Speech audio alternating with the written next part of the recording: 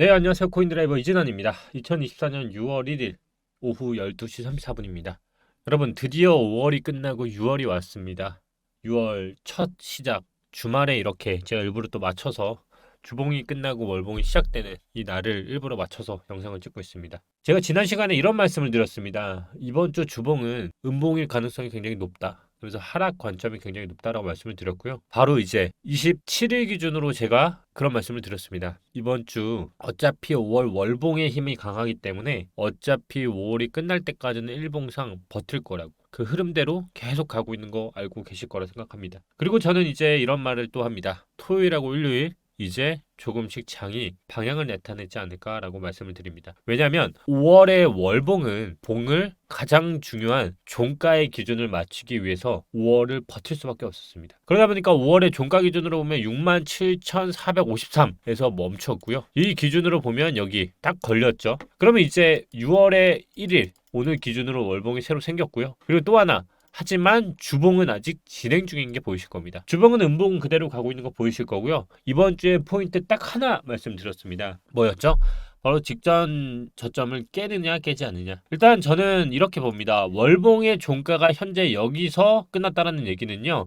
그만큼 내릴수록 여기에 올렸던 이 저항들이 그만큼 힘을 받기 때문에 내릴수록 불리합니다. 이게 정말 상승이 맞다고 하면 이제 내릴수록 불리하기 때문에 종가의 위치를 여기에 냅뒀다는 거는 주봉 이제 여러분들이 안심하셔도 되는 포인트 바로 여기서 나옵니다. 바로 뭐냐? 토요일, 일요일 끝나면 주봉 완성되겠죠? 그러면 토요일, 일요일부터 내릴 수 있는 한계치는 아무리 먼 쇼를 하고 내려도 저는 아무리 내려도 지금 위치로 봤을 때 저가를 깨는 것만 해도 땡큐입니다. 66,000 요거를 일단 깨는 거를 먼저 보이는 게 포인트일 것 같고요. 그 다음 아무리 깨도 64,537 여기가 이 토요일 일요일 사이에 내릴 수 있는 한계치이지 않을까 싶습니다. 그 얘기는 결국 우리는 두 가지 시나리오를 알 수가 있다는 겁니다. 첫 번째, 직전 주봉의 저점을 깨느냐 아니면 깨지 않느냐. 저는 일단 이번 주에 깨는 쪽으로 바라보고 있다고 말씀을 드렸고요. 일단은 그게 나오지 않더라도 우리는 대응을 할 수 있겠죠. 그래서 일단 현재 버티고 있는 흐름이 나옵니다. 만약에 1번 시나리오 저점을 깨지 않는다라는 얘기는 무슨 얘기겠습니까? 바로 지금 이 나왔던 패턴 자체를 지키고 이제 여기서 라운드를 그려서 컵 앤 핸들 패턴으로 이제 여기서 이제 컵을 만들고 핸들을 만든 다음에 바로 올라갈 수 있는 시나리오가 나온다는 겁니다. 그러면 이번 주의 포인트는 딱 이겁니다. 저점을 깨지 않을 시 우리의 포인트는 이제부터 여기 요 부근으로 가는지만 보면 되는 겁니다. 그럼 우리가 매수를 할 포인트는 어디겠습니까? 자, 여기입니다. 요 고점을 다시 한번 터치하는 이 부근 여기가 이제 매수 포인트가 될 거고요. 그게 아니다 싶으면 이제 6월 10일 전까지는 여기 지켜지는지만 포인트만 보면 되겠죠. 전체적으로 장이 안정화를 찾고 있습니다. 그만큼 지금 전체적인 시장이 나쁘다라고 판단할 수는 없고요. 그만큼 하락 조정분에 대해서 이제 어느 정도 끝나가고 있다는 게 볼 수 있습니다. 그런데 만약에 이게 아니다. 그러면 깨러 간다는 거겠죠. 그러면 토요일 사이에 아까 말씀드렸던 맥시멈치 거기까지인데 그게 얼마냐? 여기밖에 안 됩니다. 결국 이 얘기는 페이크를 한 번 더 주고 한 번 더 차트를 만들어서 지지를 받고 수렴 구간에서 돌파 흐름으로 이제 간다는 겁니다.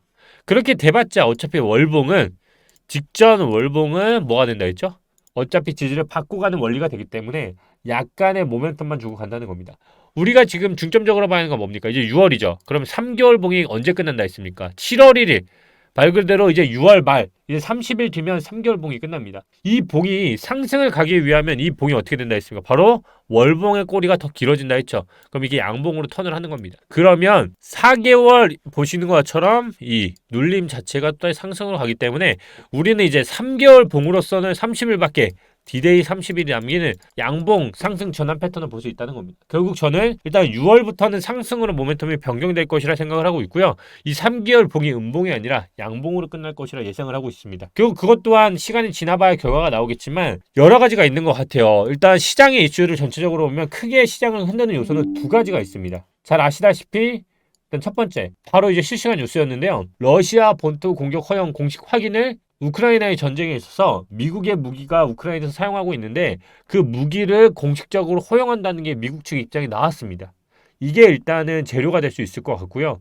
이 얘기는 결국 전쟁의 확산이 되는 데 있어서 승인이 공식화되고 공격 무기가 진정 영토에 떨어졌을 때 그때 더 확산되는 이슈가 예전의 전쟁 이슈처럼 또다시 재료로서 사용할 수 있을 거라 판단을 하고 있고요. 또 하나, 비트코인의 물량이 13조 원치 풀린다라고 합니다. 마운트 콕스 물량이 엄청나게 많다는 거 아실 텐데요. 결국 이것 때문에 코인 시장이 점점 계속적으로 올라가지 못하는 이유 중에 하나라고 생각을 하고 있습니다. 근데 이 13조 원치가 한 번에 풀리지 않을 거라고 다들 아실 거라 생각을 하고요. 또한 풀린다고 해도 투자자들마다 결국 매도하는 게 또 틀릴 거고요. 그렇기 때문에 그 시점은 한 번이 아니라 부분적으로 저는 나오지 않을까 싶습니다. 그래서 이 물량이 풀릴 때마다 시장에 어느 정도 충격을 줄 텐데 이 시장에 충격을 줬을 때 누군가는 이득을 보고 누군가는 손실을 볼 텐데요. 결국 그거를 기회로 삼아야 하지 않을까 싶습니다. 결국 두 가지가 크게 시장을 흔들 거라 판단을 하고 있고요. 잘 아시다시피 마운트 콕스가 이번에 이동을 하면서 BTC 원래 3위 고래로 등극을 했습니다. 결국 이 물량이 현재 기회를 보고 있다고 저는 판단을 하고 있습니다. 그럼에도 불구하고 저는 이 말씀을 드립니다. 6월, 7월 금리 동결이라는 거는 이제 기정사실화 될 거라고 알고 계실 거고요. 이제 이 두 번에 대한 금리 인하에 더 이상 재료는 없다고 보시면 되는데 문제는 9월입니다. 9월부터 이제 금리 인하 가능성이 이제 점점 판도가 받기 시작하고요. 점점 이제 느려지죠. 대부분의 기관들이 지금 9월로 보고 있습니다. 저 또한 금리 인하 시기를 9월로 보고 있는데요. 지금부터 따져봐야 6, 7, 8월입니다. 이 얘기는 3개월 안에 저는 상승장이 나올 거라 생각을 합니다. 금리 인하 자체는 결국 상승장을 간 다음에 인하를 단기적으로 연착륙을 하기 때문에 이 파동 자체가 한 번에 쭉 떨어지는 게 아니라 굉장히 높은 수준을 올린 다음에 충격을 줘야 최대한의 이익을 볼 수 있기 때문에 결국 6, 7, 8월 동안에 여러분들이 하셔야 할 건 뭡니까? 2006년의 금리와 똑같은 현재의 금리 수준으로 봤을 때 그 금리가 떨어지는 속도가 과거와 다르게 천천히 떨어진 것을 감안했을 때 6, 7, 8월 동안에 여러분들은 최고의 수익률을 끌어올리셔야 한다는 겁니다. 이미 시장은 상승장이 시작됐습니다. 여러분들이 지금 보시는 차트는 전체 암호화폐 시장은 3년 반 만에 처음으로 거시적인 강세 확장을 시작했다는 것을 알 수가 있습니다. 과거 우리가 2012년 그때도 나왔던 패턴이 2016년에 또다시 상승장을 만들어냈었고요. 그 기간 동안에 강세장은 초록색에서 나왔었고 단기간에 약세장, 그 후 또다시 강세장, 그리고 또다시 약세장, 그 후 지금 초록색 보이시죠? 강세장이 현재 펼쳐지는 초입구에 들어왔습니다.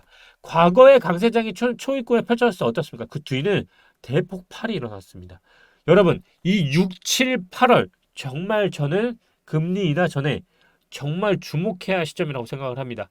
요즘 보면 시장을 많이 떠나시는 분 아니면 많이 지쳐 계시는 분들이 많이 보이시는데요. 이럴 때일수록 여러분들이 생각하셔야 할 거는 떠나지 말고 지켜봐야 하고 기회를 지금 잡아야 할 때라는 걸 잊지 않으셨으면 좋겠습니다. 여러분, 비트코인이 태어난 이후 가장 큰 물량 이동이 마운트 콕스에서 일어났습니다. 이 움직임이 만약 하락을 주관하는 움직임이 나온다면 아마 가장 큰 폭락이 나올 수 있을 것입니다. 하지만 그 폭락은 결국 우리에게 기회라는 말을 꼭 잊지 않으셨으면 좋겠고요. 6월 너무 걱정하지 마시고 제가 말씀드린 것처럼 이번 주는 주봉의 종가가 저점을 깨느냐 깨지 않느냐만 보시면 되고요. 만약에 이번 주에 저점을 깨지 않는다면 매수는 하지 마시고요. 라운드형으로 핸들이 만들어지는지만 보시면 되고요. 또 하나, 만약에 깨신다. 그럼 매수라고 생각하시면 됩니다. 그러면 여러분이 이번 토요일 동안에 할 건 뭡니까? 깨면 좀 사야겠다. 하지만 깨지 않으면 지켜보고 돌파하는지 여기까지 가는지 그래야 완벽한 돌파가 나오는 구간이기 때문에 이때가 보통 매수 찬스입니다. 그래야 올라갈 수 있기 때문에 여기를 기다리시면 되고 깨지 않는다고 하면 이번 주말은 그냥 스무스하게 보내시면 됩니다. 월봉은 이미 턴을 하기 위해 작업 중입니다. 이미 월봉이 양봉을 떴다는 얘기는 지금 3개월 봉 무슨 얘기겠습니까? 이 아래 꼬리가 지금은 음봉이지만 양봉으로 전환할 가능성이 굉장히 높다는 겁니다. 왜냐하면 지금 마무리를 할 경우 지금 여기서 저항을 받는 게 힘이 났기 때문에 더 올려서 양봉 전환을 해야 지지를 받더라도 여기서 다시 지지를 받아서 꼬리를 만들고 올라갈 수 있는 현상이 만들어집니다. 결국 저는 지금 짧은 파동이 다시 연장으로 가는 데 있어서 3개월 봉이 하나, 둘, 셋 양봉의 가능성을 높게 보고 있다는 거 잊지 마시고요. 아직까지 계속적으로 상승 보고 있다는 거 잊지 않으시길 바랍니다. 오늘은 주말이기 때문에 월봉과 주봉에 대해서 대응법에 대해서 말씀을 드렸는데요. 알트들의 움직임이 조금씩 저는 월봉이 특이하게 보내고 있습니다. 다음 주 월요일 이 부분이 궁금하신 분은 구독, 좋아요, 알림 설정 부탁드리고요. 즐거운 주말 보내시길 바랍니다. 감사합니다.